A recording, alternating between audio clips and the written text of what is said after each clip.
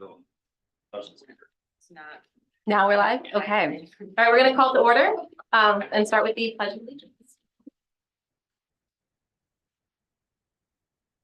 I pledge allegiance to the flag of the United States of America and to the republic for which it stands, one nation, under God, indivisible, with liberty and justice for all. Please remain standing for a moment of silence in memory of Ronnie Newman, and for his close family and friends. Ronnie was a dedicated public servant to the town of Richmond. He worked hard with everyone to better our community while remembering not to take life too seriously through his jokes and his pranks. May he rest in peace. Thank you. Erin, it's come to my attention that in the minutes, when a former council member is passed, we leave a page blank as a tradition. It's a new tradition I've just learned. So if you wouldn't mind doing that for us, I'd appreciate it. It may not be a traditional tradition, historical tradition. However, it would be beneficial for a member to make the motion to leave a page blank of this minutes to honor this tradition. So moved. Second. We got our motion, we got our second. We'll go to our vote. Counselor Dinsmore, Yes. Madnick, Yes. Palmigano, Yes. Reynolds. Yes. And Wilcox, yes. Thank you. All right, on to our agenda. We'll go to our public hearing. Could I have a motion to open the public hearing? Open public hearing. Second. Got a motion, got a second. Any discussion on opening public hearing? All right, go to our roll call vote. Counselor Dinsmore, Yes. Madnick, Yes. Palmigano. Yes. Reynolds. Yes. And Wilcox, yes. All right, so our public hearing is open for the Warwick Civic Orchestra. I know you've been here year after year, but if you want to share a little bit about what you're doing, that'd be great. Sure, absolutely. I'm Catherine Gagnon. I'm the music director of the Warwick Symphony, technically the Warwick Civic Orchestra. And we are going to be doing our annual concert at the Washington County Fairgrounds to kind of launch their season. It will be a free concert for the community on the 14th of June, rain date the 15th of June. It's a little bit later this year at 6 p.m. We are seeking to include food trucks at this event. So far, we have a commitment from 4 food trucks in the area. If we are on our primary date, 5 food trucks if we end up on the rain date. And it will be a concert featuring the orchestra plus singers from 2 different opera companies, one being Coffee Milk Opera and also the CCRI Community College of Rhode Island Opera Program. But it will be a POPs program of music from American Musical Theater and some patriotic selections and some folk and classical American music. That's awesome. Thank you.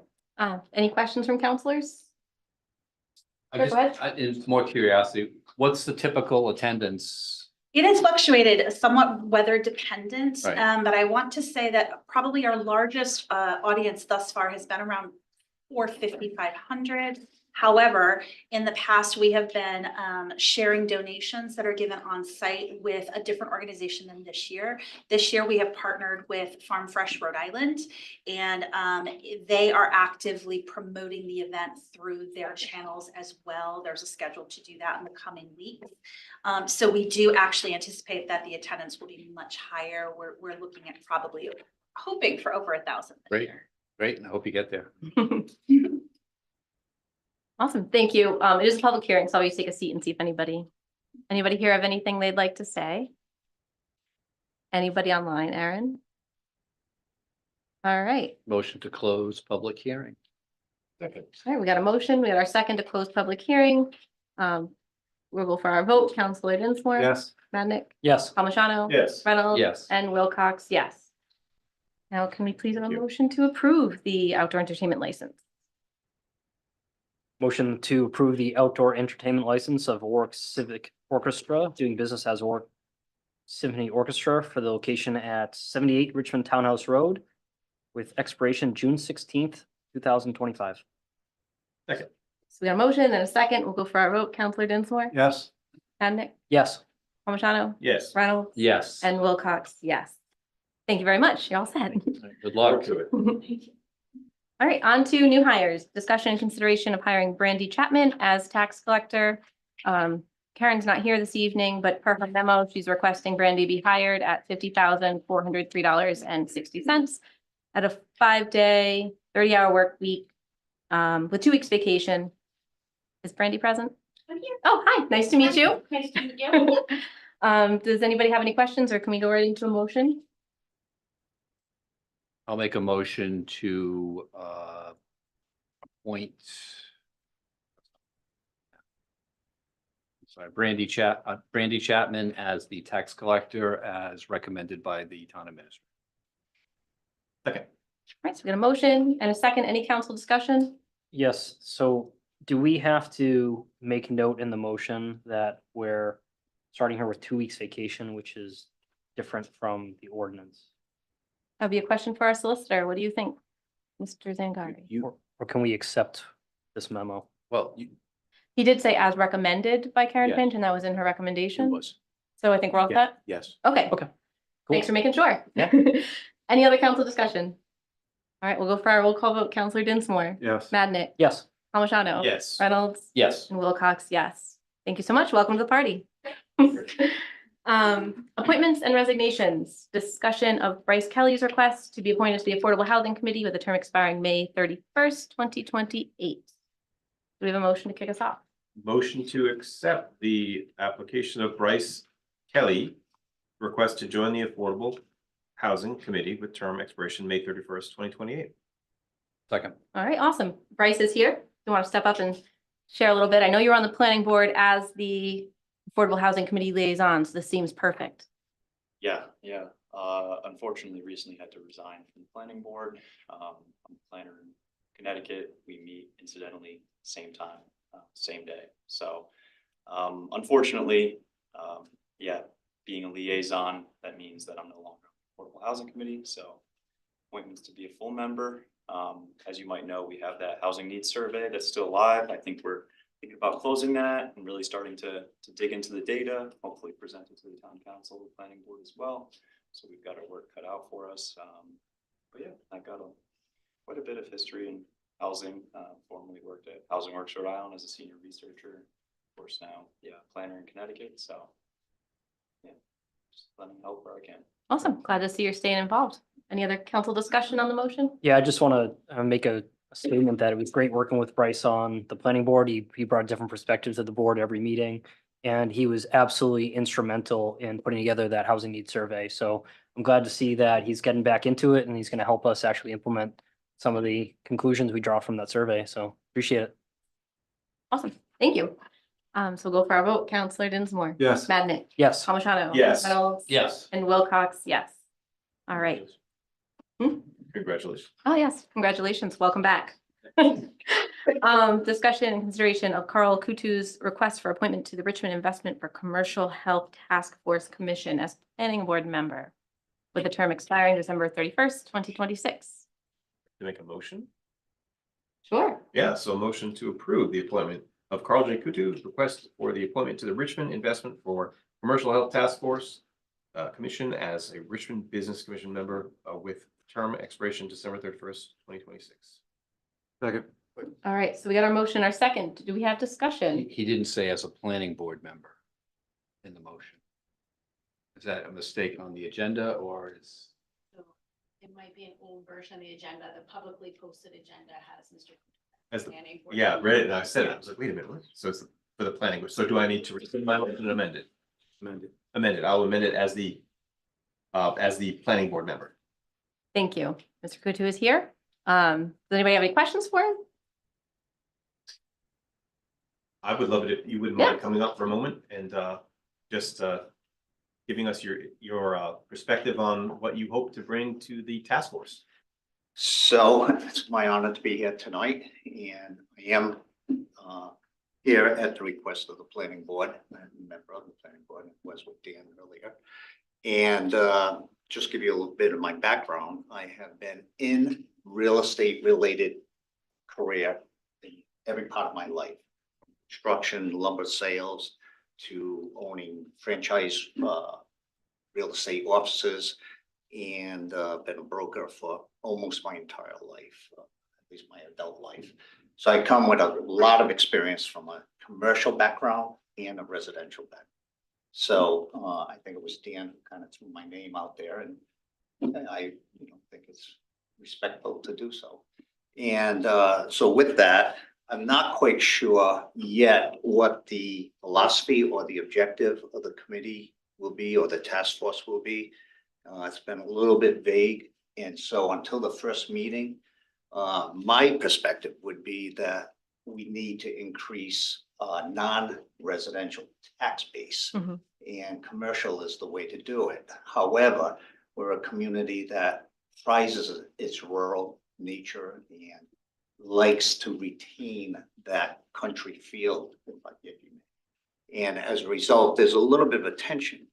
And but yet with the Wyoming district, we have a natural area to develop in a commercial vein that hopefully could bring additional tax revenues to the community. So that until I meet with the task force and really refine what they want to do, what I do bring is a lot of contacts. And those contacts, I think, can be valuable to the community.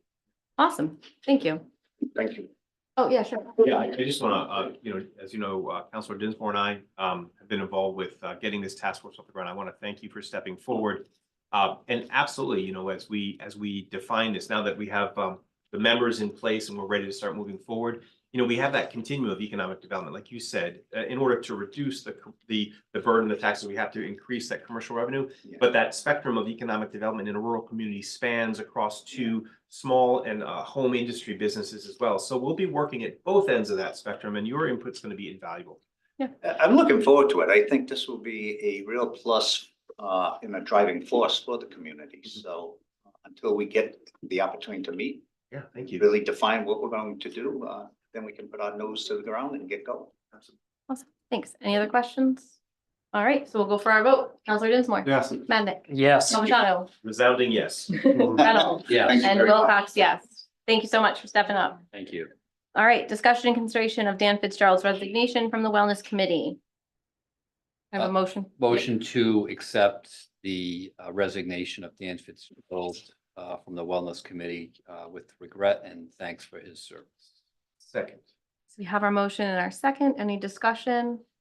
All right, hearing none, we'll go to our vote. Counselor Dinsmore, Yes. Madnick, Yes. Palmigano. Yes. Reynolds. Yes, And Wilcox, yes.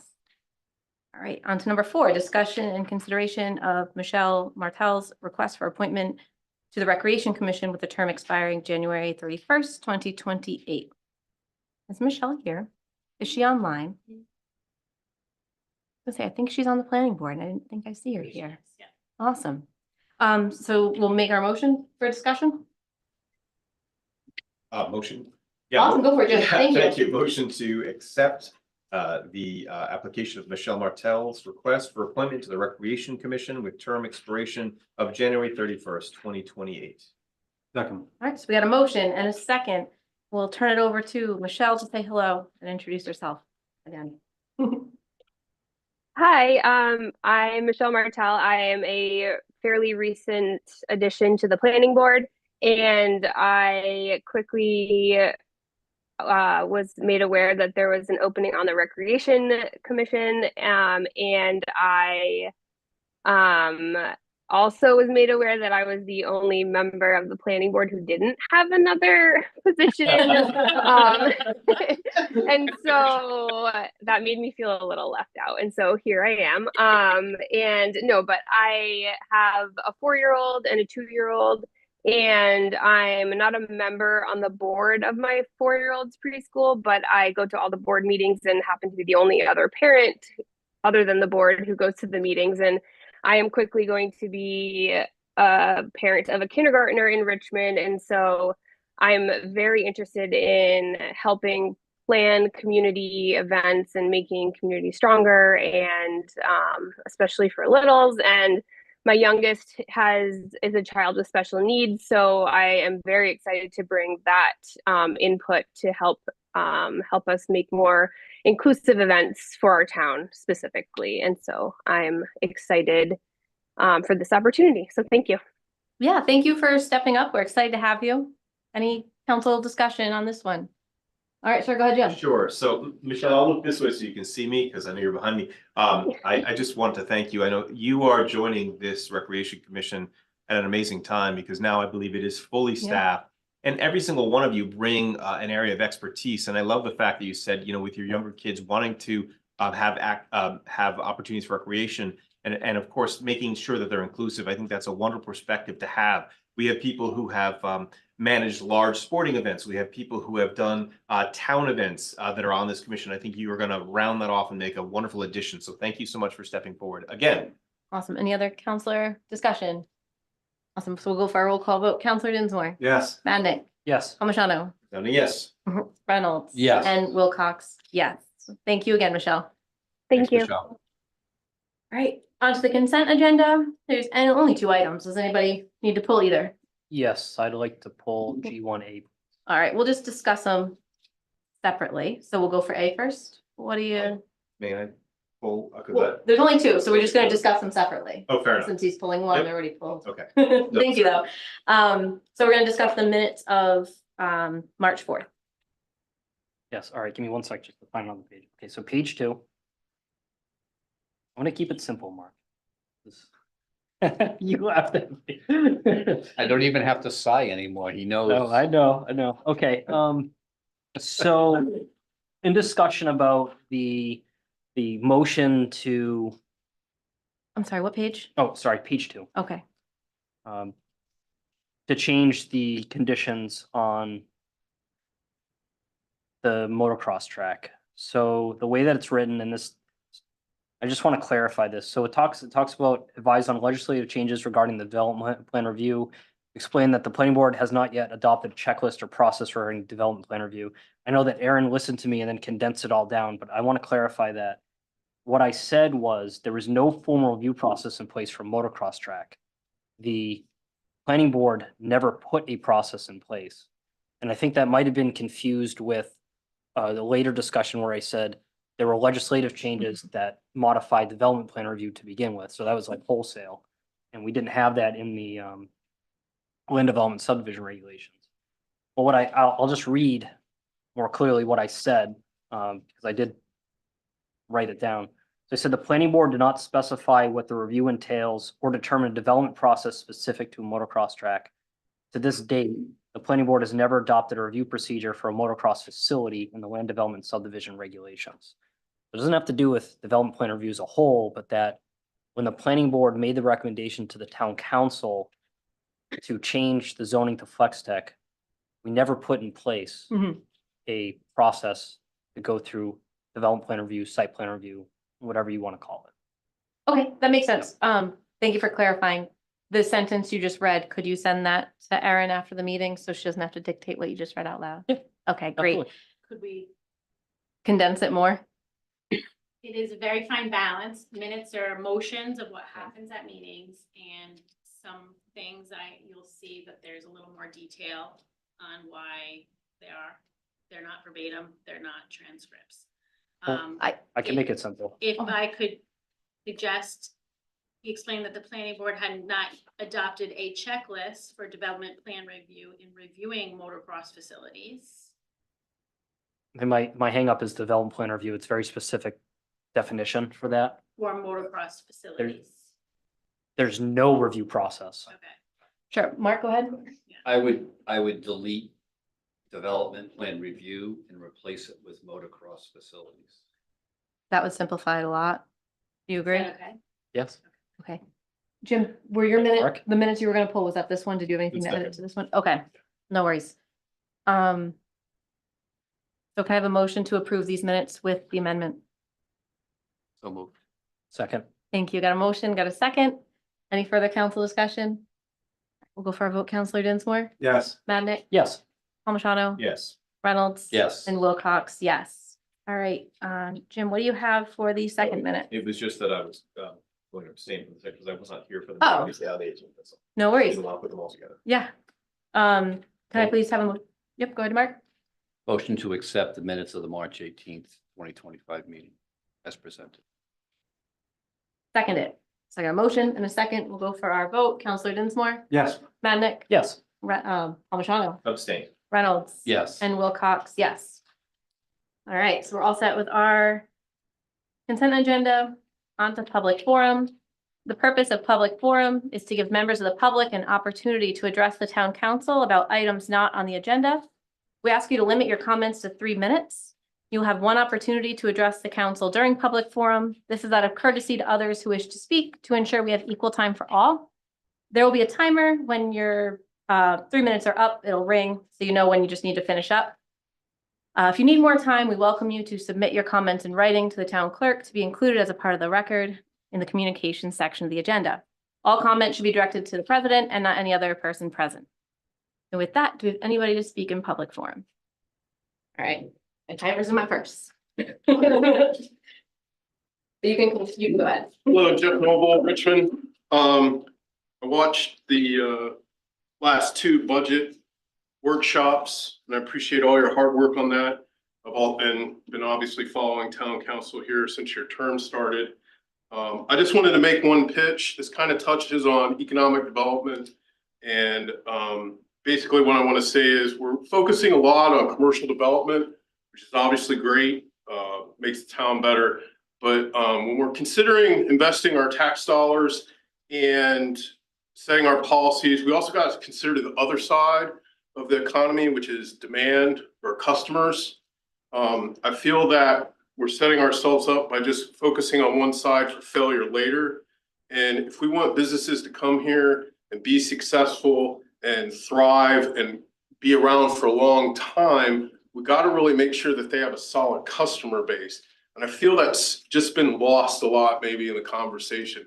In order to do that, I think the town council should consider investing in infrastructure, bringing in roads, power, or whatever developers need to build homes, to have people come here so that that side of the economy also grows, and the town will thrive for 20 years, and our taxes compared to other areas and the state and hopefully the nation, and be a shining beacon of, hey, this is how a small town can grow and people can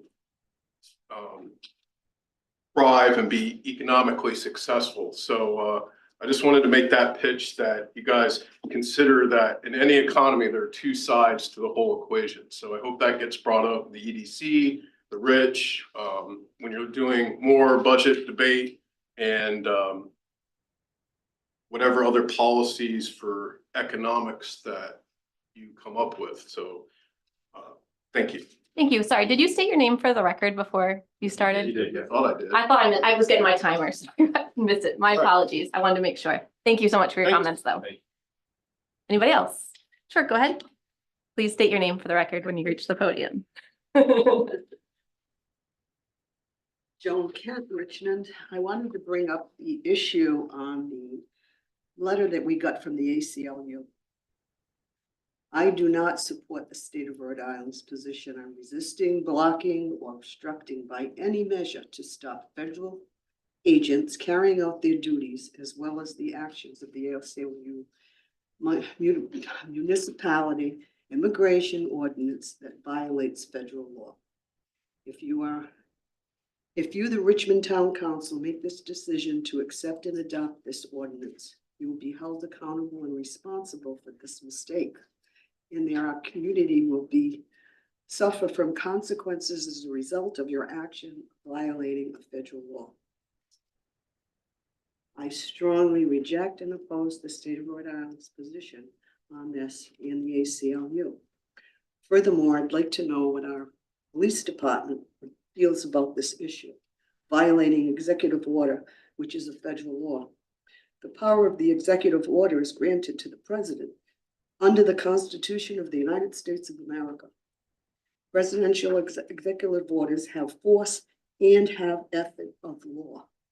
The president executive order is a federal law. That's what I needed to present to you. I thank you for listening. Yeah, thank you. Thank you. People listening. Thank you. Anybody else? Sure, go ahead, sir. When you get up there, please state your name for the Yes, record. ma'am. Gotta have it. Consistency. Good afternoon, Gary Parker, Richmond. Just thought consideration, Madam President, regarding, I know it wasn't on the agenda per se, so I hope I'm not transgressing, but the idea of that motocross park or the motocross operation. When we think of creating legislation or, ordinances or a process for motocross, I don't, until that, I think you should maybe give yourselves a little credit. The idea that you didn't anticipate a motocross being, so there's not a whole lot of harm in not actually having something in place. I mean, we don't either have here for munitions plants or, rocket pads either. But the idea is, when we think about managing this, I would strongly recommend, Madam President, that you might engage with the operator, because the operator certainly has a vested interest in their own health, safety, that of themselves and the general public. I mean, I come from an environment of extreme high speed operations with general public integration. We naturally, no government can really tell us how to do our jobs too well. So I was just thinking, without our engagement as aviators, might be really very helpful to bring that operator in. Just think, because we certainly don't want to scare away. I mean, it's a pretty novel, in my personal opinion, it's a pretty novel concept, and we wouldn't want to sort of, tamp that down in the interest of maybe overregulating. But anyway, Madam President, that's the gist of my thoughts there. Awesome. Thank you. Thank you very much. All right. Anybody else? Or anybody online? All right. I'll put the timer away. We're on to reports. Karen Pinch couldn't be here today, but we do still have her items. We have a request to approve an award to bid an automatic temperature control. Award the bid to automatic temperature control for DPW furnaces in the amount of $54,627. This was continued from the last meeting, so we can get more detailed information. It's included with the agenda, but I'm going to actually put down on the spot and say, did that material answer the questions you had? I don't know. I was hoping we could hear from Gary, his opinion on this.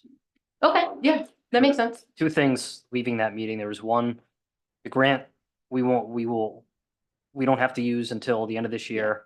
And then two, seemed like maybe this was more expensive than anticipated, and then trying to see the breakdown of costs. Yeah, that makes sense. Gary can speak to it, and if this makes sense. We'll do. Thank you so much, Gary. I know it was requested that they go get a breakdown. I think he sent that, but I have heard nothing from that at all. Okay. Where it stands. I'm sorry, Jeff, what was your question? What, we were supposed to get some? Last meeting, Counselor Madnick had requested like a breakdown of specifically what furnaces they were. It was included. I know the memo looked the same, but there was an extra page at the end. It got me for a minute too. And it had the breakdowns because we were discussing maybe doing just one, waiting till later if we could. There are a few different options, but you have no further information on it? No, I don't. I would prefer to at least let Gary take a look at this breakdown before we make a decision. Yeah. Because I prefer to have his input. That's just me though. I'm only one council member. That makes sense, or at the very least, Karen's input, and for the public's sake, she's ill unexpectedly. She'll hopefully be okay. So maybe we at least wait till the next meeting and they can confer and get back to us, which isn't that far off, and we have till the end of the year. So anybody want to throw a motion on the floor or have anything else they want to say about it before we do that? Sure, go ahead, Jim. Maybe? Yeah, no, I was just gonna say motion to move the award, the discussion and consideration of the award bid for automatic temperature control Inc. for DPW furnaces in the amount of $54,627 to be continued to the April 9th, 2025 council meeting. Second. All right, so we got a motion, we got a second. Any further council discussion? All right, we'll go for a vote. Counselor Dinsmore. Yeah. Madnick. Yes. Palmigano. Yes. Reynolds. Yes. And Wilcox, yes. Thank you. Gary. Now we have a request for approval for an RIEMA cybersecurity grant application. Erin, I understand you have more information for us on this one? Yes, I can add to that.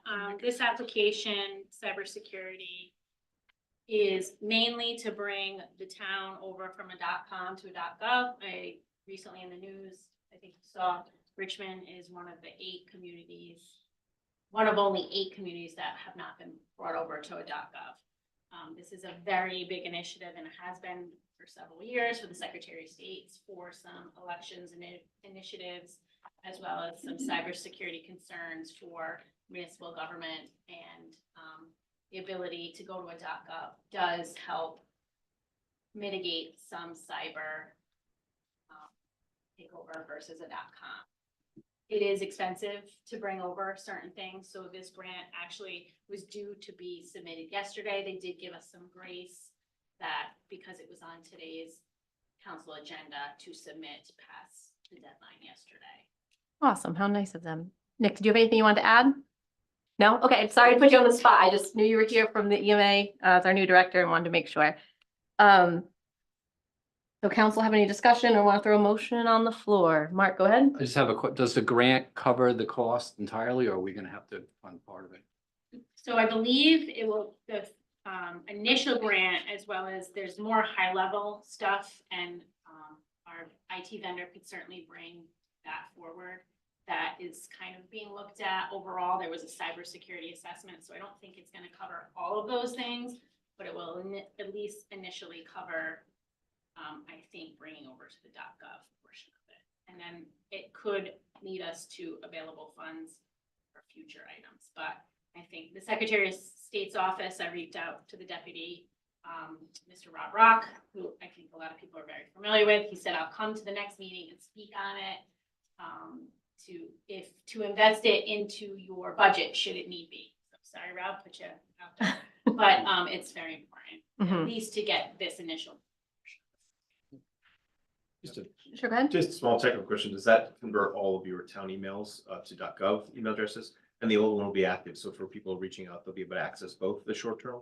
I believe how the layers of IT work is that it will be like a stream. Like, Overlap. It'll be routed to the Okay. to the email. Because, people don't know, they're gonna be emailing, so it's good. Awesome. Right. I have a motion. Go ahead, Mark. To approve the RIEMA cybersecurity grant application. Second. Oh, we got a motion, a second. Any further council discussion? All right, we'll go for a vote. Counselor Dinsmore, Yes. Madnick, Yes. Palmigano. Yes. Reynolds. Yes. And Wilcox, yes. All right. On to town planner report. Talia, you're up. We have a Richmond Community Comprehensive Plan overview summary with task items, and it's in my pile over here. I printed it, but thank you so much in advance. I'll turn the floor over to you to give your presentation, I guess. So frankly, I wasn't really sure how the council wanted to handle this, particularly because the summary is 38 pages. Yeah. So would you like me to go item by item? Would you like to have, would you like to have a workshop to go through item by item? I figured I would present these options to you because I know that there's a lot of in-depth information in here that Right. I'm sure you'd like to discuss, but it's also 38 pages. Right, so that was I kind did of not plan to have it be 38 pages. It just ended up being that way because I got a lot of really great responses from various boards and commissions Yeah. that gave me written responses, but I also attended board and commission meetings. I met with various departments. And so for some of the comments that I received, I just copy and pasted them verbatim, like the comments from the Conservation Commission and from the Land Trust. So those are much longer than some of the comments that I have for other sections, but so I was interested in hearing from the council as to how you would like me to kind of go through this exercise. I don't know if the council has a specific opinion on that issue or Yeah, so you would like. when we first asked you to do this or tasked the staff to do it, I was totally in favor of the plan, but then was like, well, a report would be fine because I can read and I can read this report. But I think the request was a presentation. So, yeah, I have the same kind of question. I guess I'll open it up to the floor. If anybody wants to explain what further information they would like from this, I'd love to hear it. Go ahead, Mark. I just would like to hear from you, Talia, kind of what you think the priorities need to be for the council. Like, what are the things that we really need to address and prioritize in the short term, meaning the next year and a half, based upon your review of what has been done, what needs to get done. Obviously there are many of these things that boards and commissions are working on well and are progressing well.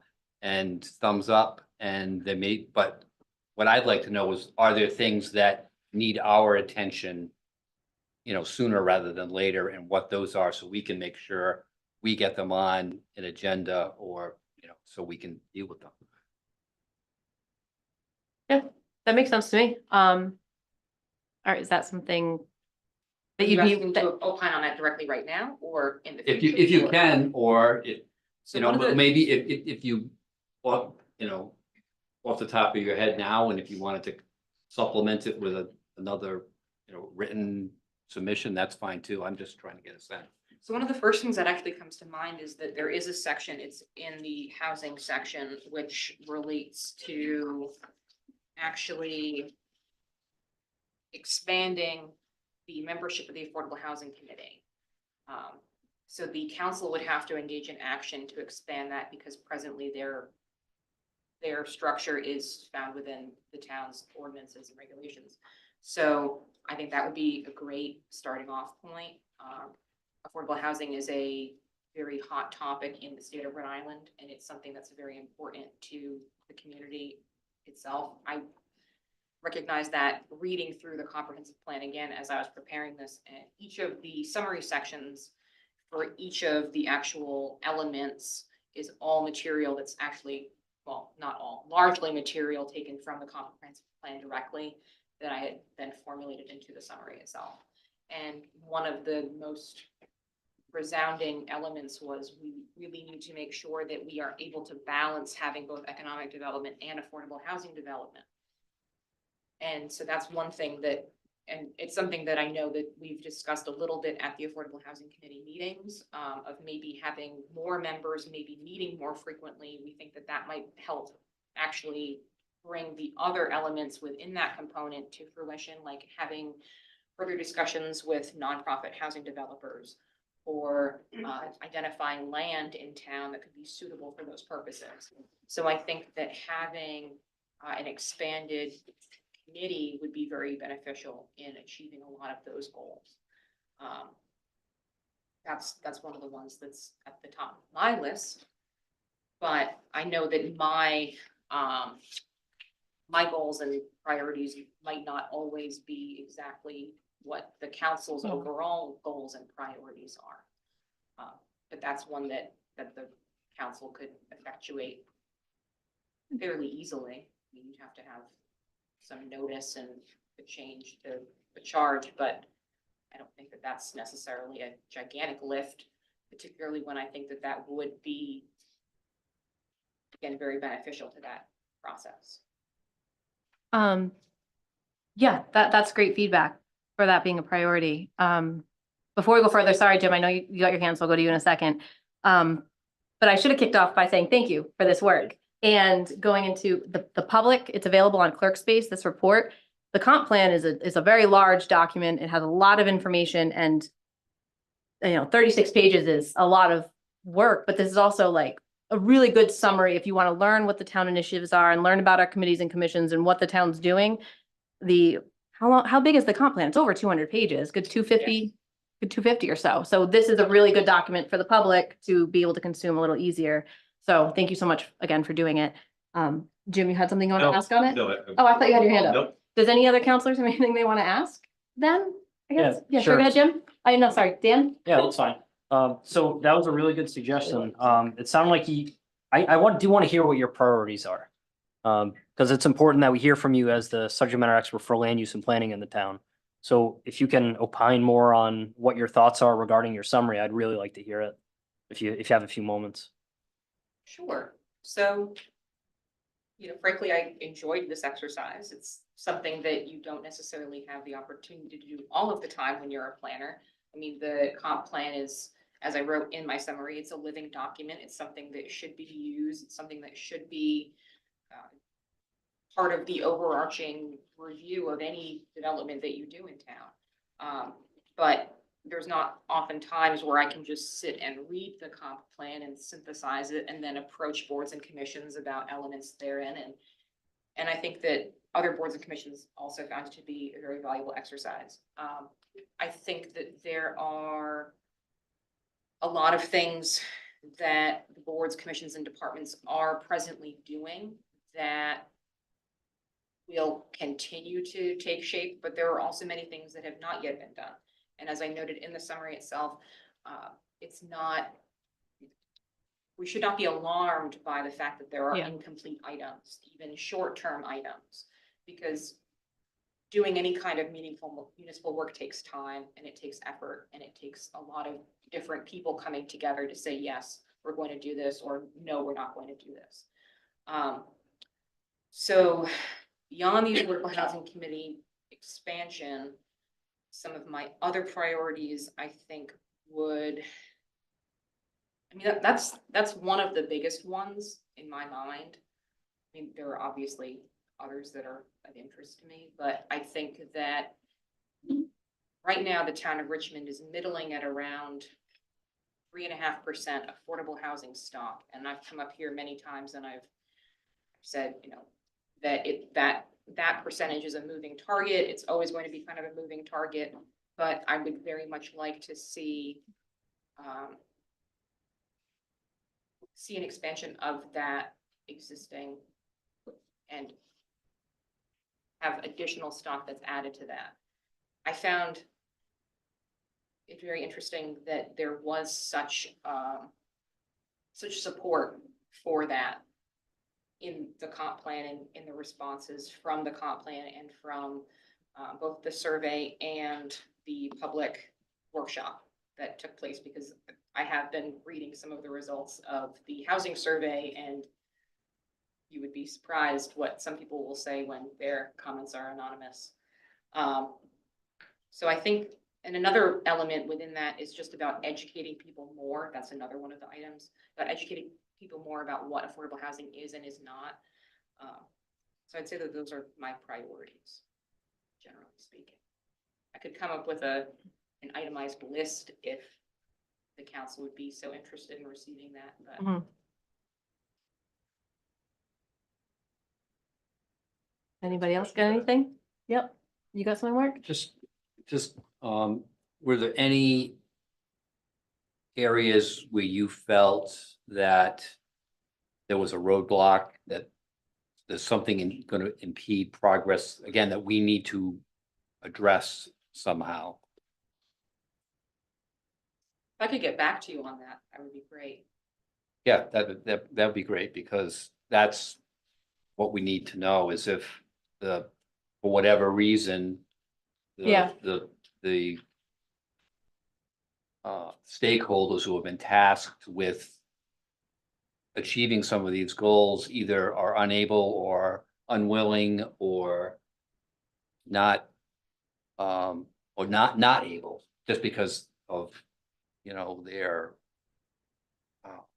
limited means, limited time. You know, we need to know that so we can adjust the plan or consider adjusting the plan to delegate that responsibility somewhere else, or somehow change what, you know, whatever needs to be changed to clear the path forward. There were some items that various parties said that they thought would be a better charge for other parties, or that they were seeking support from other bodies, boards and commissions.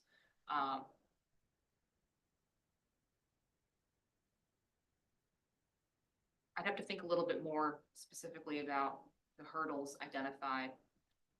In some instances, it's just, we haven't gotten around to that. We're interested in pursuing that, but we have X, Y, and Z that we're currently working on. So we'd love to do A, B, and C. Or we'd love to do A, B, and C, but we don't necessarily have the funding to do that.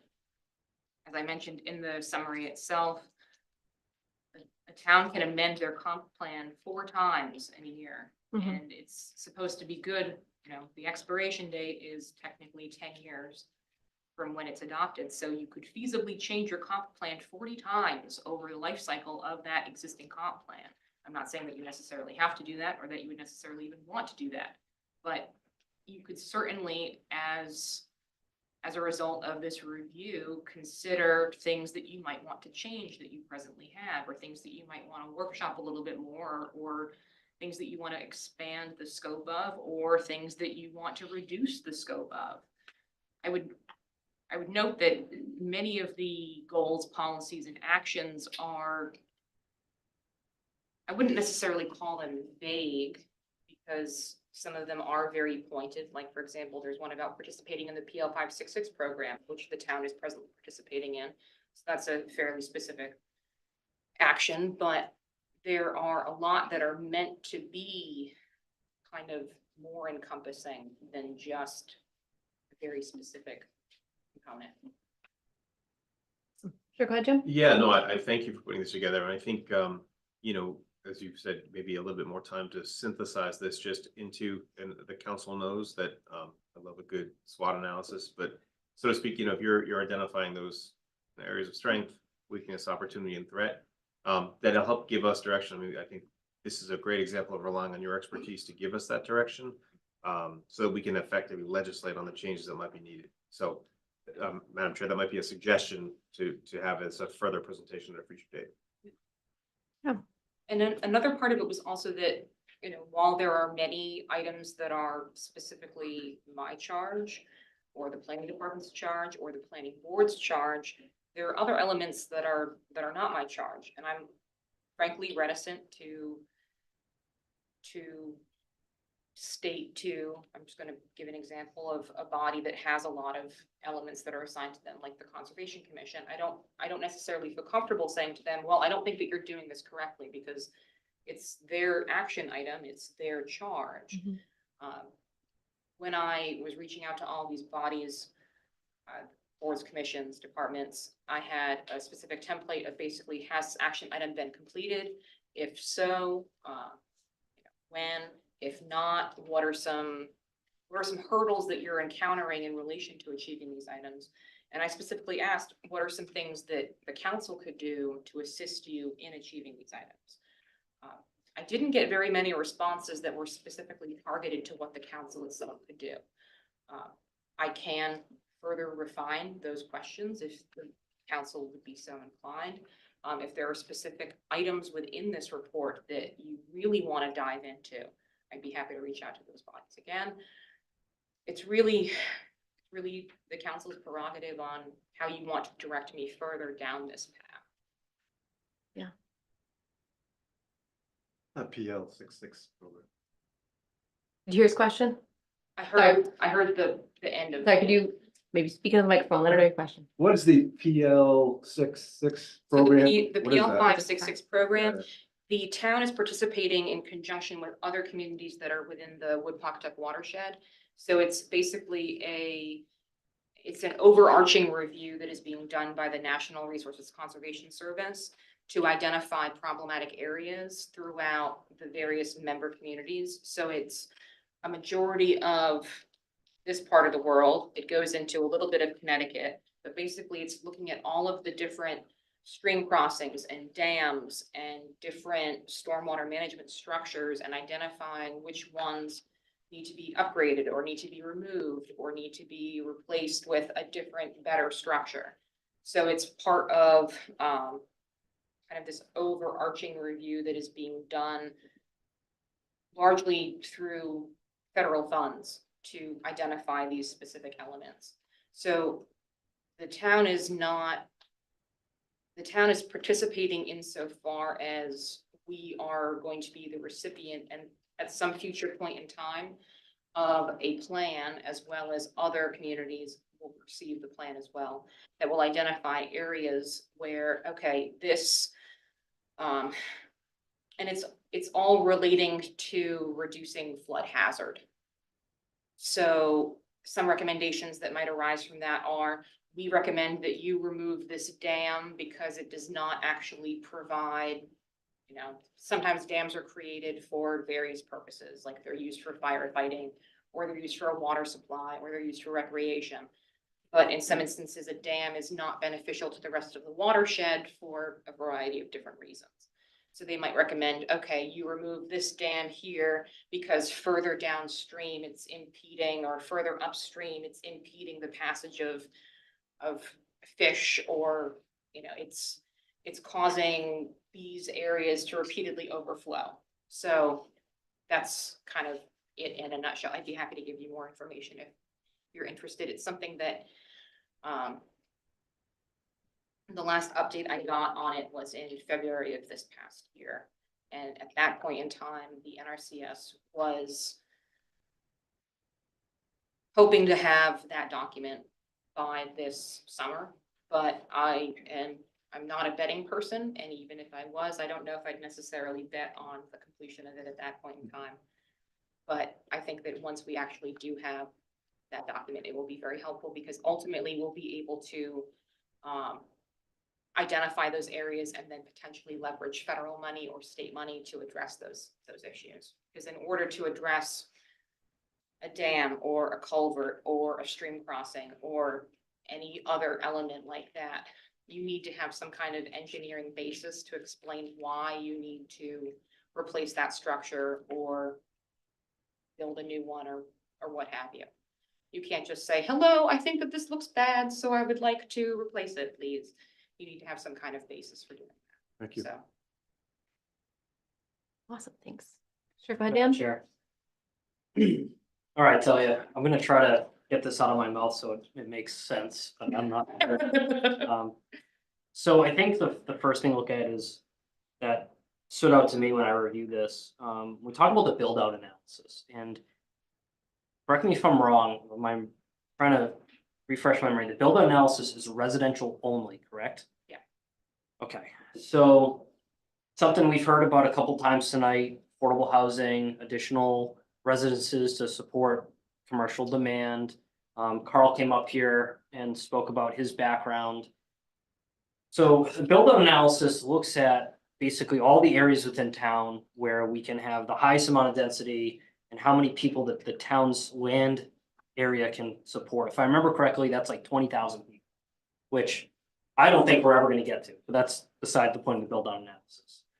So one of the actions in here is to look at the future land use map and identify where we can make modifications to that to support higher density housing. It's interesting when you look at the build out analysis, that looks at just the residential portion of it, but we also need to consider how much land area we have that's allocated to commercial and industrial usage. And if I remember correctly, we're at about 1,000 acres compared to 25,000 acres of the town. So we got 40 square miles. So one of the things that we did on the planning board when I was there, and I believe the EDC took over, is we were looking at potentially rezoning areas just outside the growth center around the Route 3 corridor, because that street can handle more traffic. So you don't have to invest in the infrastructure that's already there. And as you actually move further north on Route 3 or east, going into Exeter and Country, it gets way more dense. So I think all of it, and it looks like here that this is something the planning board wants to put on the agenda. I'm kind of curious to see what happened with the EDC, because I think Pete Burton said they did reach out to landowners over there and what they would think of that. I think that's important because we look at trying to develop the town, and you look at the feedback from the comp plan and the survey, people want to keep it rural. But we've got 12,000 acres or such that is it's in preserve, or it's open space, or it's conserved in some manner. So we're left with basically the half the land area that we have to actually develop, and so we have to do it smartly. And so that's where my focus is, looking at this and trying to do all these things at the same time. So in order for the planning board and the EDC to be successful in the new task force, they have to direct the town council on how to make changes to our ordinances and the future land use map on what we want to see from the town. So that's kind of what I'm hoping to get out of this, and have those recommendations to the town council. And here's where we think you might want to address.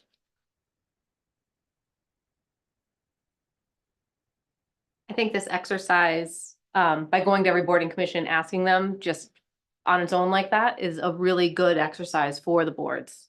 When I was on the Conservation Commission and the comp plan was new, Sean Lacey came around to every single board and did this with us. Just, 5 minutes.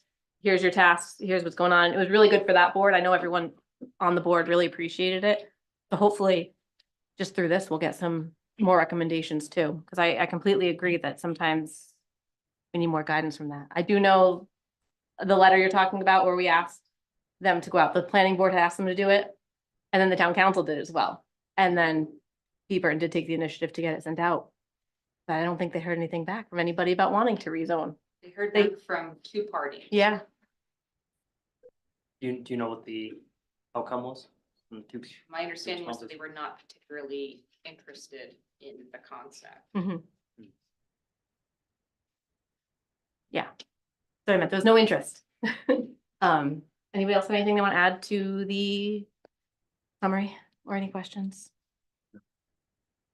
All right, I guess that's it. Thank you so much, Talia. You have a couple charges there. I was What gonna are say, they again? Would you like to make the charges in the form of a motion? Sure, what are they again? The first one was identifying the roadblocks to achieving the elements of the comp plan. That was Mark's request. Then Dan is looking for recommendations to the town council, specifically from the planning board and the EDC. Are there any other bodies you'd like to hear from? Well, I think Affordable Housing Committee, Conservation Committee would be important. I think those are the big ones in terms of development. So moved. And was there a third before I get into the so moved? Was there a third? Sure, go I ahead. assume that that'll be synthesized into that, whatever format that comes out, you're synthesizing, I know I said SWOT, but however you see is the best way to provide that guidance, I think it aligns with what Mark was saying too. Awesome, yeah, agreed. So we got our motion. Can I have a second? Second. All right, so we got a motion, we got a second. Oh, Yes. the other thing was you wanted a list of my priorities. Oh, Are you yes. still interested in that? I am. I'm glad we got one, but it would be good to have a couple others as well, and I think counselors may agree. Yeah. So Yeah. will you amend your motion, please, Mark? Yes, I amend my motion to include Talia to provide us with her priorities. All right, Do what you say. you don't have to amend a second. So any further council discussion? You don't have to want my priorities. Keep your priorities. to yourself. Yes, Madam Chair. I just want to get some clarification on how we're going to handle Oh, this. So so one of you the first suggestion Talia provided us was expanding the Affordable Housing Committee membership size and meeting more frequently. I think if we're going to get a response from her, we should actually have that put in there too, so it's formal suggestion to the council. I don't know if we need to amend the motion based on what Mark just mentioned. I don't know what you mean. One of the first things she mentioned, Yeah. that suggestion was expanding the size of the Affordable Housing Committee and then changing the amount of times that they meet per year. So right now, we don't have that written Right. down anywhere. So the question I'm asking is, do you want to have her put it on this information she's gonna get back to us so that it's formalized? Yeah, I suppose. It is in here too. I think I saw that one. Cause I was, yeah, I don't want to get into the weeds too much on it, cause I want to keep it to the We summary, kinda are but I getting did see that into one. By asking her Yeah, other suggestions, so I want to make sure that it's clear that, yeah. all right, hey, town council, So that would be one of her priorities to include on the list. Priority number one. Right, priority number one. So I think it is on the there, list. but I appreciate, yes, Jim. Yeah, no, my thought on that was that like in an opportunity that we would legislate, that would be something that would be lifted there. Yeah. Yeah. Erin, did you have something you want to add? Is it clear on the format? Is it going to be another report coming back or? Are you clear on the format? Would you like a report? I think to Jim, what Jim had said earlier, that whatever format is good for you would work for us. So that Make way, it a little bit briefer than 38 pages. let's hope. So, if you did go in that SWOT format, it's 4 pages, each listing with the guidance of, and you can do a summary of your recommendation. Are swap? SWAT. He probably has a template for you. FWAT. sloped. When I was in high OT? school, there was a group Oh. called SWAT, which was Students Working Against Tobacco, which I was a member of. Oh. I was like, Okay. Yeah, simply its strengths, weaknesses, opportunities. and threats. And if you Google it, you'll find a million templates. But there might be another way you find better. It breaks it down into those kind of categories of, what's critical, what we can take action on. if that's the format that the council would like to receive it in. Madam Chair, would you like to receive it in that format? I'm not picky. I think whatever works for you works for The us. synthesis of it, yeah. Just not 38 pages. Yeah. So we did have our motion and our I second. like the KISS method. Keep it simple, stupid. I like it. And Mark keeps me in check. It's that engineering brain. That's it, yeah. I wasn't born yesterday, but well, actually was, but thank you, Ronnie. All right, We have a motion and a second. Any further council discussion? Hearing none, we'll go for our roll call vote. Counselor Dinsmore? Yes. Madnick? Yes. Palmigano? Yes. Reynolds? Yes. And Wilcox, yes. Thank you again, Talia. Thank you, Talia. Quick question, do you want a date? A certain date we want it? Yes, specific. I mean, you're re-reviewing this. What do you think's reasonable? 2 meetings? When is your first meeting in May? The 6th?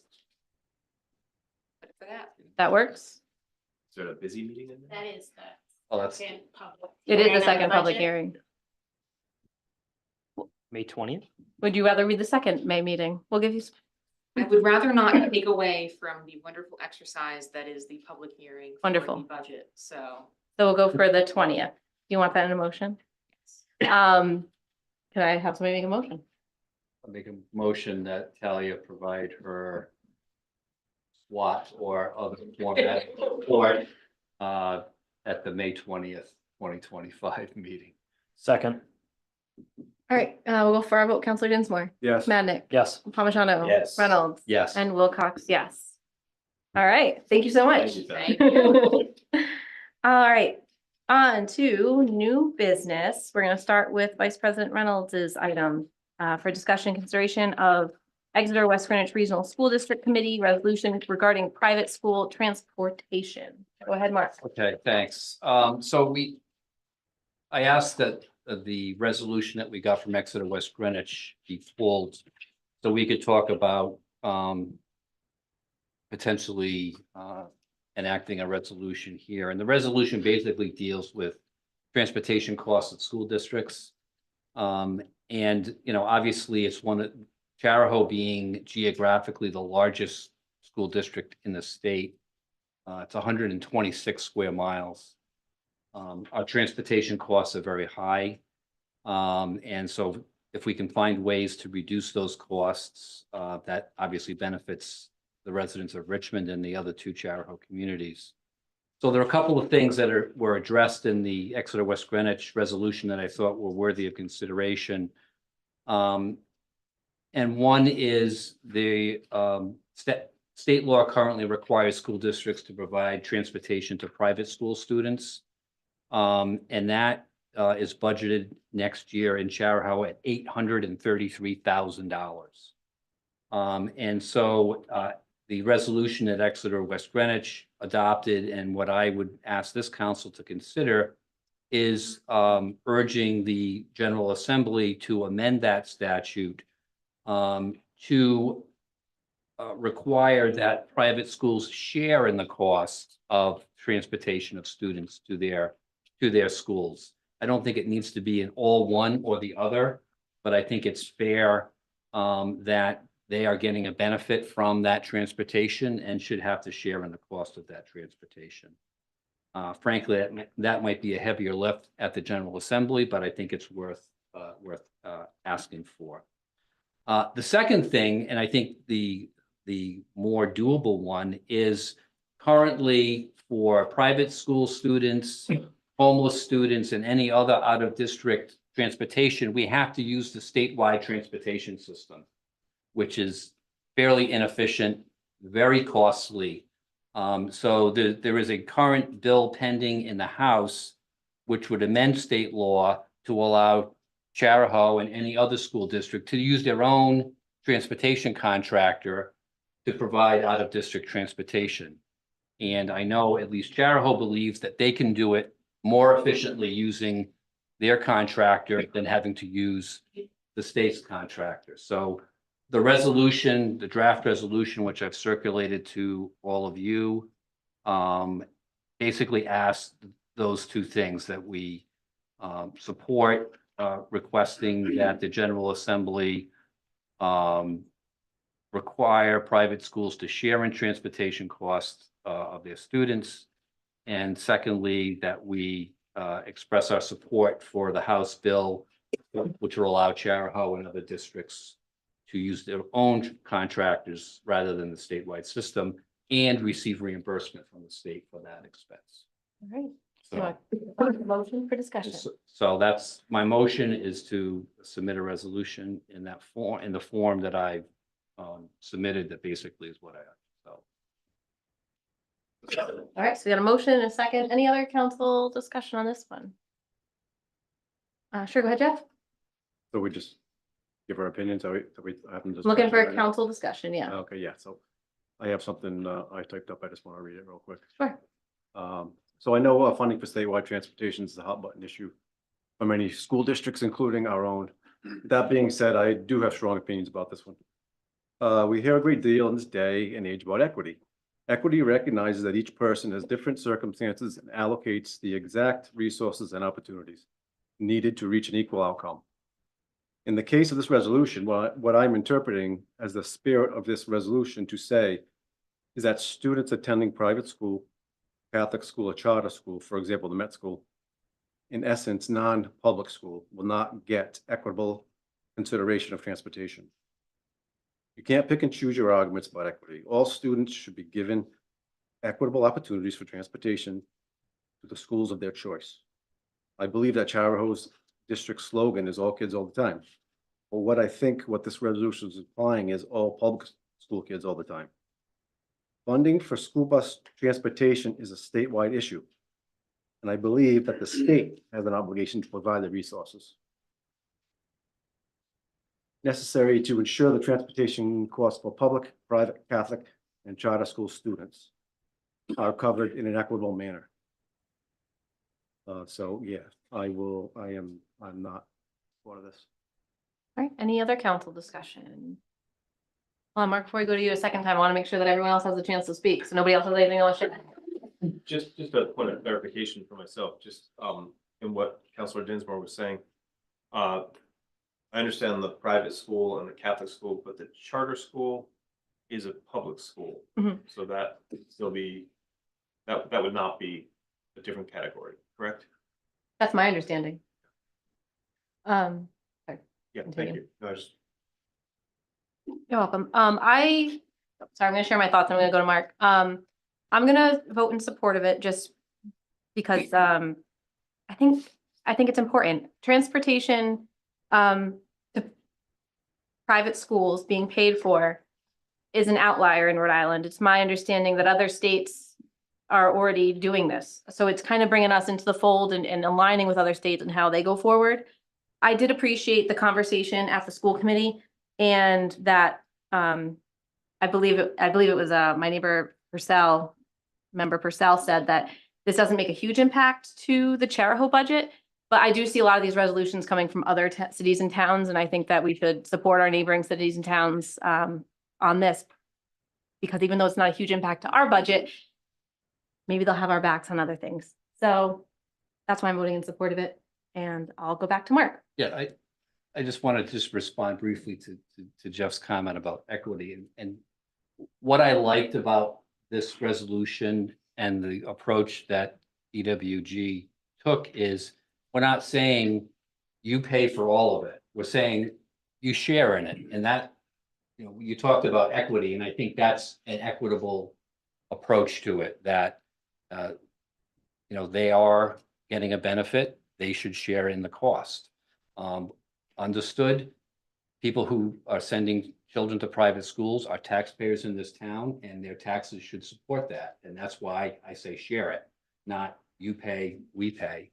So I thought it was a reasonable compromise, a reasonable approach. I appreciate your thoughts on it, Jeff, but that's why I thought it was reasonable. But I think, again, the second piece, as far as being able to utilize our own transportation contractor is very important.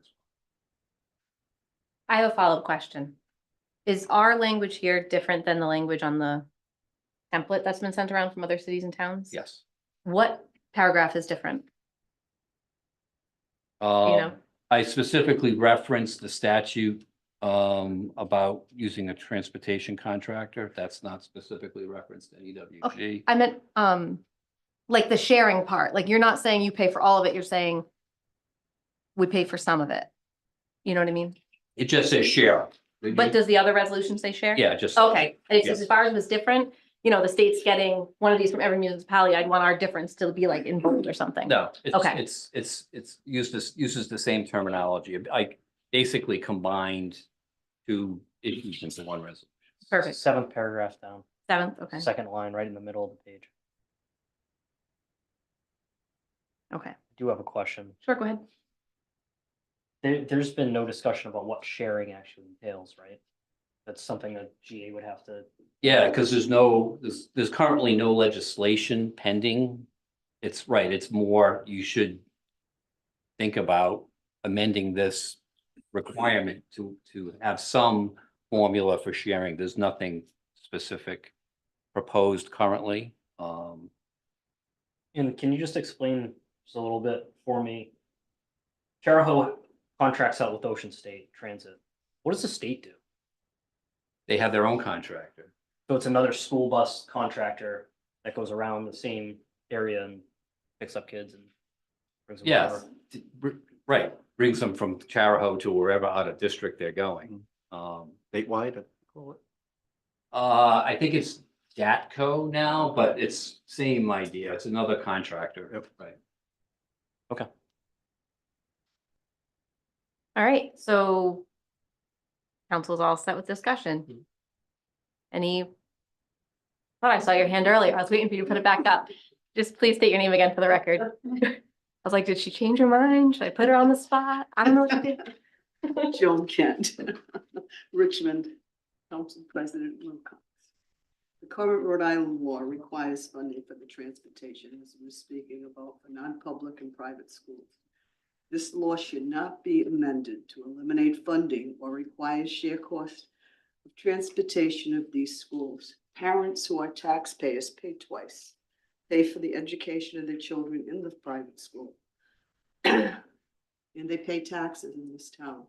Second, they also pay for other people's children, that's transportation. The cost of that education gets higher and higher every year.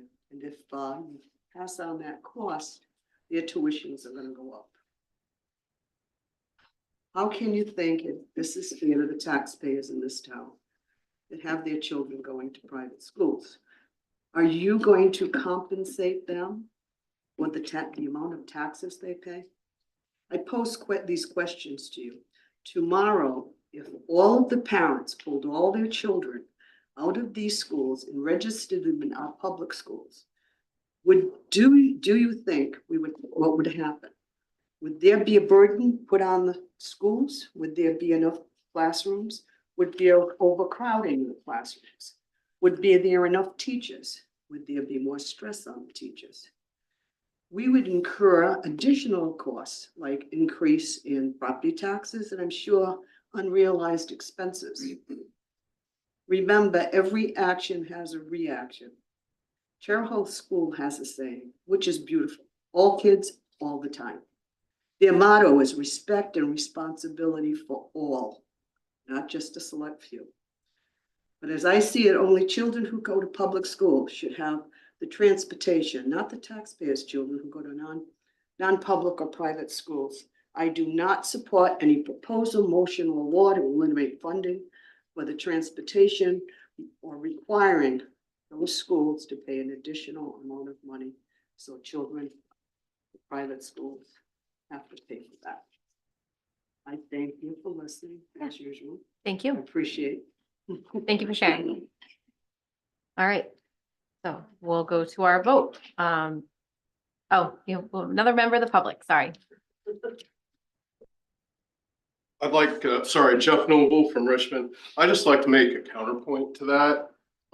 Too often, I think citizens make choices that come with consequences, and they somehow expect that the government should then subsidize their choices.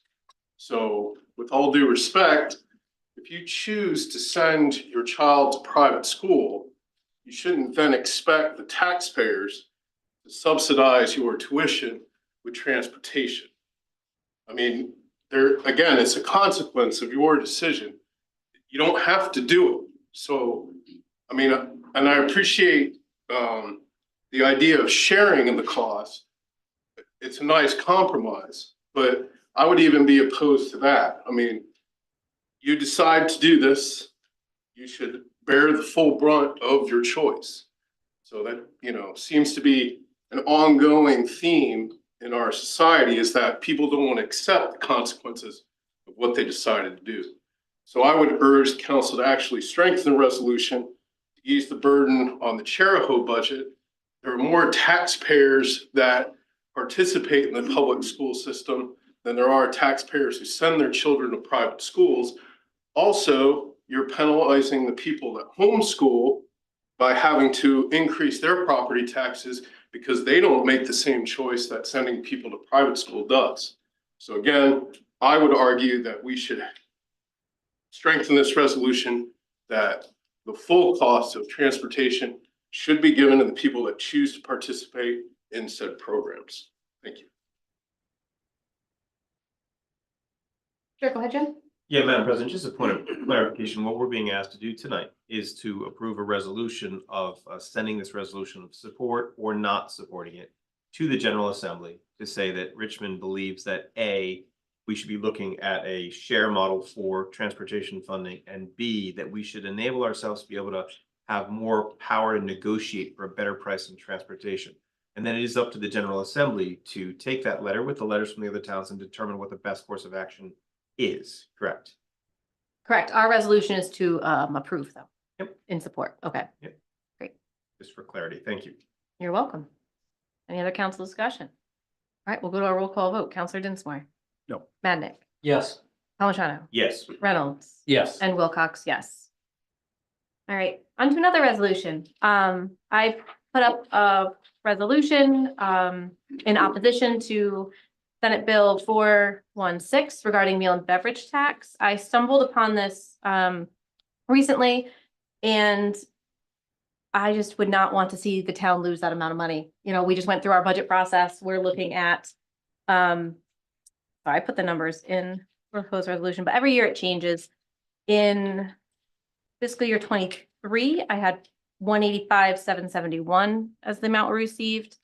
And if the state were to remove this, we would then have to supplement that through something else. What do you think that would be? So I want to send a resolution to our legislators, letting them know that we do not support this bill. So with that, I'll make a motion to approve a resolution in opposition of Senate Bill 416 regarding the meal and beverage tax. We have a discussion. Yes, now we'll open up discussion. I had one more thing I wanted to add, just I put a draft resolution on there. We could also ask staff to just put the current number in for how much we've received for the meal and beverage tax. That would be great. Yes, Erin? Who was it? Jim was the second. All right, council discussion? Go ahead, Counselor Dinsmore. Yeah. So I am in favor of this, actually. I mean, they get rid of it slowly. So we could, I think we could adapt for the money that we are going to lose. And they also think it's going to help businesses, you know, paying that tax, and with high food prices and costs for them passed down to consumer. I think my hope is that if this, you know, succeeds, that you know, more people will go out. Some people can't afford to go out, but hopefully this will change that. All right, anybody else? Sure, go ahead, Ron. Just the problem that I have with the proposal to eliminate the meal and beverage tax is it's one of the few taxes that the state collects that the cities and towns get the benefit of. Every other tax they collect, they keep, and then they decide to dole it out in aid later on. If they want to cut the sales tax gradually, the general part of the sales tax, great. Don't cut the part of the sales, don't cut the tax that comes back to the cities and towns and benefits us directly. So I agree with Councilor Dinsmore. If we can reduce the tax burden on people buying anything, that would be a great thing. But don't touch this one. is my point. Don't touch this one, because like I said, the cities and towns don't get much from the state. This is one of the few things that we get. So I would support the resolution, that President Wilcox has presented, because, like I said, if they want to cut the general sales tax, go for it, but don't touch the meal and beverage tax. Madam Chair. Sure, go ahead. Yeah, this is interesting. As Councilman Dinsmore stated, I mean, 1%, yeah, it'll help people be able to afford more when they go out. 1% is small. It's 1 penny out of $1. But when we're talking pennies and nickels and dimes, it does matter. Mhm. What's interesting about taxation, you look at different states, and I'm not gonna talk a whole lot about this, but you know, for instance, I'll just look at where I grew up in New Hampshire. There's no income tax, no sales tax, but their meals and beverage tax is very high, 8%. So that's a use tax on people that want to go out to eat. And Rhode Island handles it differently. We have an income tax, we have a sales tax. And so it's really, you really got to decide as a state how you want to collect your revenue to then run your government and whatever services you have. There are other states in this country that also have very high meal and beverage taxes and hotel occupancy tax. I mean, that's another one that's a use tax. We recently, as a state, we got rid of the property tax on cars. And, you know, they tried to institute tolls for trucks, which is a use tax on the roads. And, you know, let's say, for instance, you had a car, but you didn't go on the highway. Well, you know, you're paying for the tax to support the highway that you're not using. So this, I mean, this goes into a bigger discussion about what is effective taxation, how the state runs it. I agree with what Councilman Reynolds said about this. I don't see anything that returns the amount of loss that we're getting as revenue from the state. And I would be more in support of this as a use tax for people who want to go out to eat and purchase meals and beverage, if we knew as a town we were going to get that revenue return to us in some manner, but we're not. Yeah, sure. Go ahead, Jim. Yeah, no, I would agree. I just think this is again, this is the state trying to solve a taxation issue by passing the burden on to the towns. And I think there's a better way to do it. Let them take a share out of the other piece, other than this, in a comprehensive plan, right?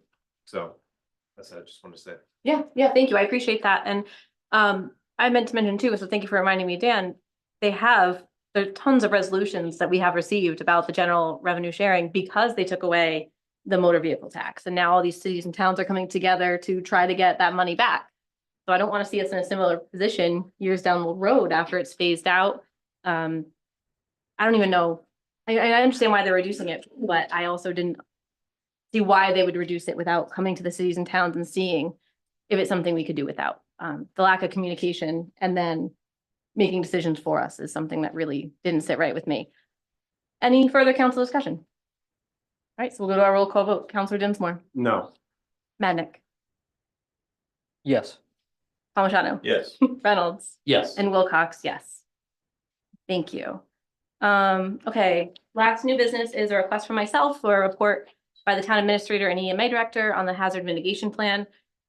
This is a repeat of the item that Councilor Madnick had put on when we had first started, and we got our report on the comp plan today. On that same agenda, we had a request for a similar report about the hazard mitigation plan, but as you guys may recall, we postponed it because Randy had resigned and we were getting a new EMA director. We had thought that this would be a good task for somebody who's new because they could review our town, what we need, what we haven't done, what we have done. But we never actually gave the directive to do it. So this is kind of here so we can, as a council, give that directive.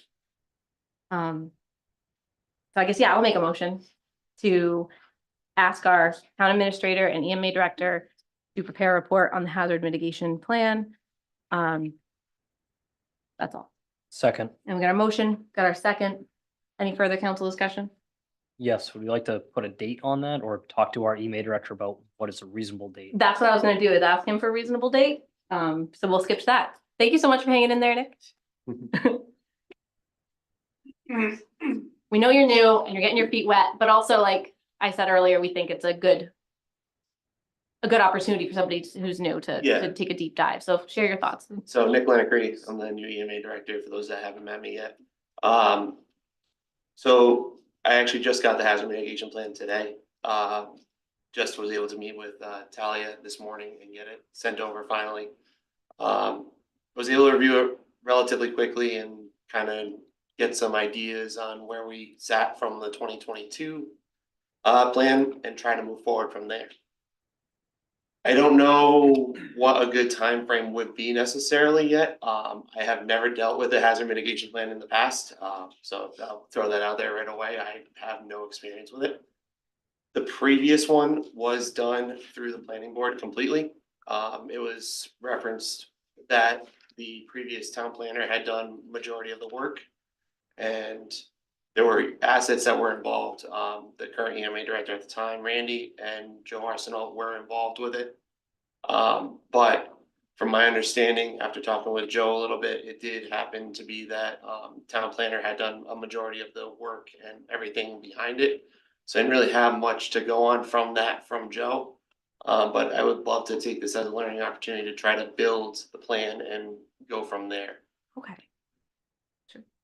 Go ahead, Mark. I was just gonna say, I mean, kind of what we did with Talia, I think we can just put it out, you know, that they're gonna do this and they're gonna let us know when they're ready.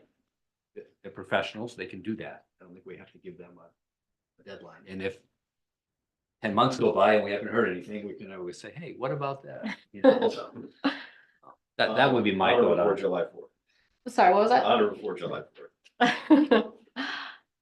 Well, Yeah, sure, go ahead. I'm gonna counter what Mark said. It took Talia 4 months. That sounds reasonable, but one of the goals that we have as a council is to address some of the items in the hazard mitigation plan. That's one of the things that we heard when we canvassed. And also Gary brought up today, if we want to do anything in Valley Lodge Estates, KG Ranch Road, we're gonna spend a lot of money. A lot of the hazard mitigation issues are down there with flooding. We need to know as a council what kind of decisions we need to make, and we kind of need to know that before we get into the next budget deliberations a year from now.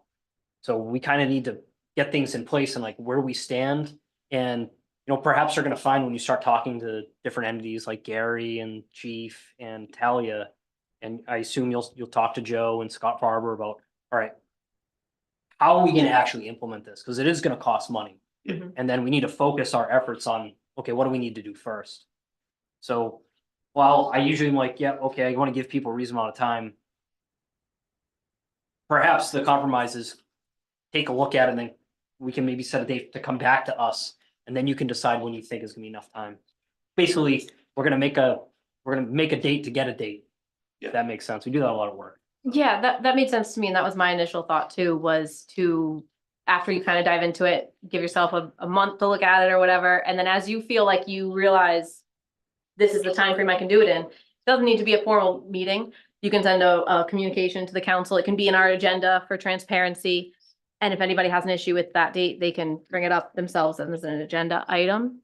But I agree, funding is a huge issue on that. Of course. With my council last time, we had a little bit of ARPA money to use left. And I communicated with Randy, like, what project can we do? What can we allocate with ARPA money towards the hazard mitigation projects? And a lot of them were just more expensive than what we had left. So it was really unfortunate, but Like it would be great to see. Yeah, sorry. That said, the Valley Lodge area flooding, this is the 15th anniversary right now. Yeah. Of the 2010 flood, so referenced in the 2022 hazard mitigation plan was heavily the 2010 floods.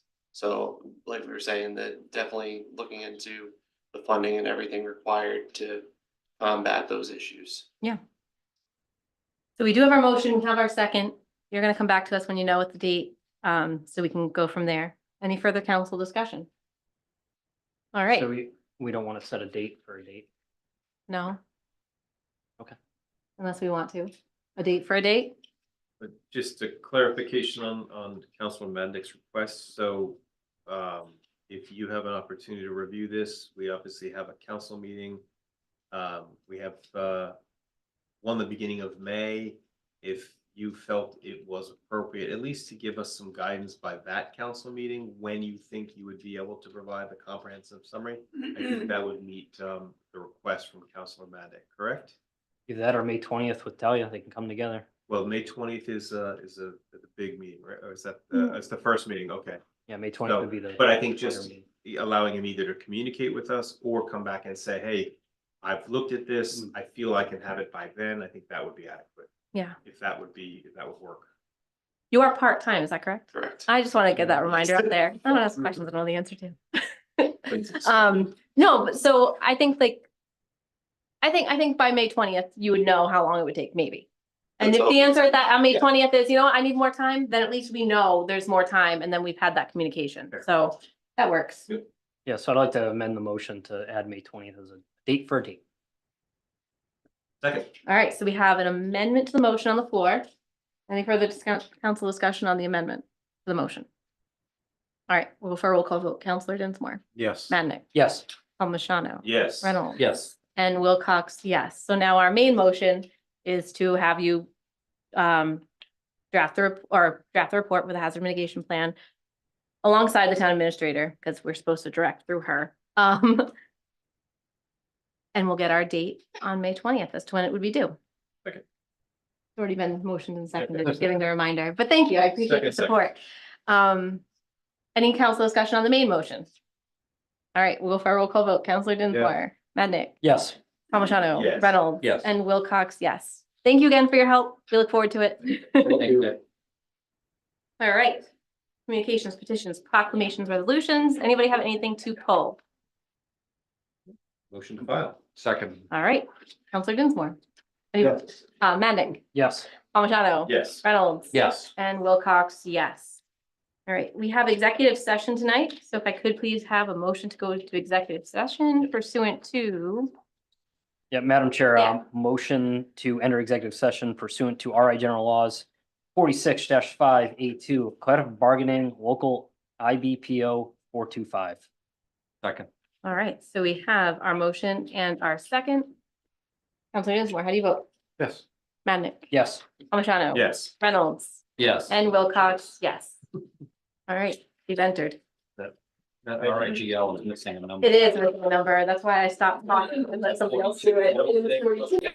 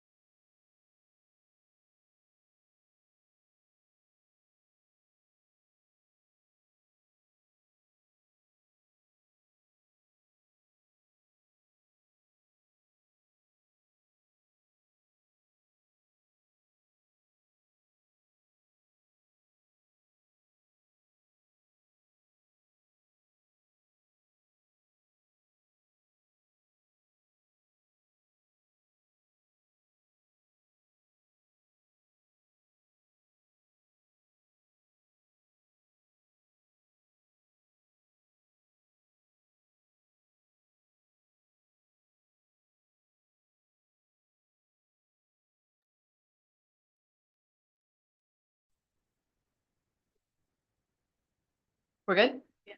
Okay. Can I please have a motion to exit executive session? So moved. Second. We got a motion, got a second. We'll go for our vote. Counselor Dinsmore, Yes. Counselor Madnick, Yes. Palmigano. Yes. Reynolds. Yes. And Wilcox, yes. Could I please have a motion to seal the minutes of executive session? So moved. Second. We got our motion and our second. Counselor Dinsmore, how do you Yes. vote? Madnick, Yes. Palmigano. Yes. Reynolds. Yes. And Wilcox, yes. As a disclosure, there were no votes taken in executive session. Can I have a motion to adjourn? So moved. Second. Counselor Dinsmore, how do you Yes. vote? Yes. Madnick. Palmigano. Yes. Reynolds.